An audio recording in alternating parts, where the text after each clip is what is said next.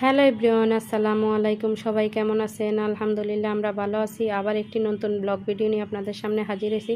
আজকে আমি ঝালমুড়ির মশলা বানাবো, ওই রেসিপিটা আপনাদের সাথে শেয়ার করতেছি। আমি কিভাবে ঝালমুড়ির মশলাটা রেডি করতেছি। এই যে দেখেন, এখানে 1 চামচ হলুদের গুঁড়া, 1 চামচ মরিচের গুঁড়া, 1 চামচ জিরার গুঁড়া, 1 চামচ ধনিয়ার গুঁড়া, সবগুলা মশলা দিয়া এখানে একটু পানি দিয়া তারপরে আমি এগুলা গলায় নিয়ে একটু রেস্টে রাখি দিলাম।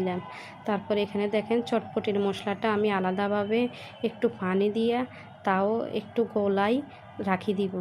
এই যে দেখেন আমার গোলানোটা শেষ, আমি এটা এখন রেস্টে রাখি দেওয়ার পরে এখানে আমি একটু সরিষার তেল অ্যাড করলাম।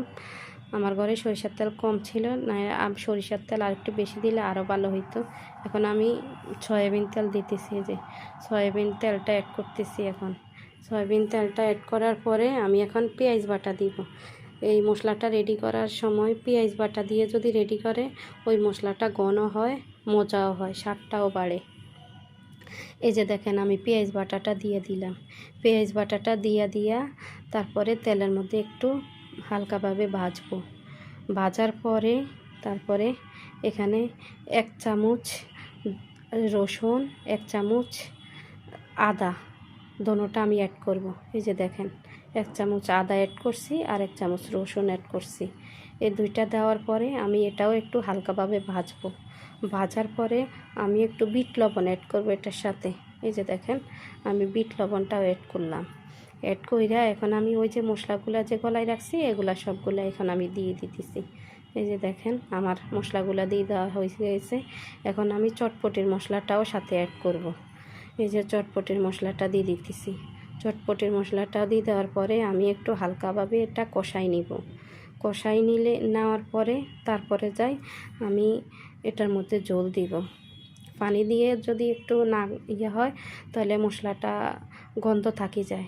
এই যে আমি পানি অ্যাড করতেছি। পানি অ্যাড কইরা তারপরে আমি 30 মিনিটের মতন রান্নার জন্য আমি ঢাকনা দিয়ে রেখে দিব। এই যে দেখেন আমার পানি দেওয়া শেষ। এখন আমি ঢাকনা দিয়ে 30 মিনিটের জন্য রাখি দিব। এই যে ঢাকনা দিলাম, তারপরে এখানে ঢাকনাটা সরাই দেখেন 30 মিনিট হয়ে গেছে, আমার রান্নাটা শেষ হয়ে গেছে। এই যে আমার মশলাটা রেডি হয়ে গেছে। এই যে কালারটা অনেক সুন্দর আসছে না? খেতে অনেক মজা হবে। আপনারা বাসায় এইভাবে ট্রাই করতে পারেন। আমার ভিডিওটা যদি ভালো লাগে লাইক কমেন্ট শেয়ার করে দিবেন। এই যে মশলাটা দিয়ে আমি এখন চানাচুর দিয়ে মুড়ি মাখাবো। খেতে অনেক মজা হবে, অনেক স্বাদ। সবাই ভালো